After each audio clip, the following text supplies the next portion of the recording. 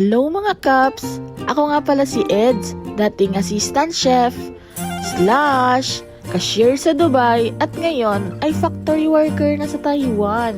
For today's video nga mga Kaps, ay bibiyahe tayo papunta sa Taichung at 1 hour and 30 minutes nga pala yung biyahe dito. Kaya ayan, kain nga muna pala tayo kasi medyo mahaba yung biyahe natin dito mga Kaps. From Chongli to Taichung. Hindi nga pala kami tabi ng upuan ng kaibigan ko dito mga Kaps dahil separate po kami ng ticket.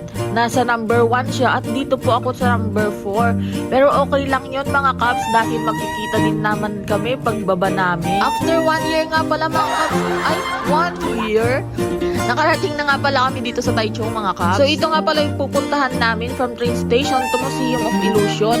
At nakarating na nga kami dito sa Museum of Illusion mga Kaps. Then there have a circle to remind you inside you can okay.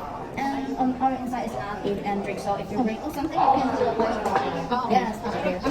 So bago ka pala pumasok dito mga Kaps, ay kailangan muna nating magbayad ng 380 para sa entrance fee. Ito nga pala ang ganap sa loob mga Kaps.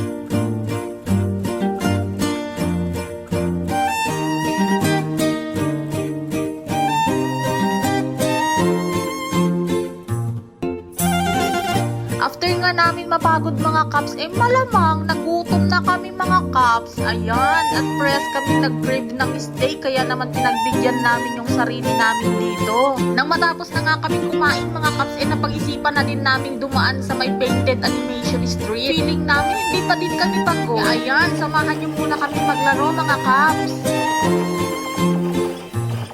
At hanggang dito na lang po pala mga Kaps. Ang masasabi ko lang po sa experience namin ay nag-enjoy kaming dalawa. Yun lang po. Salamat po.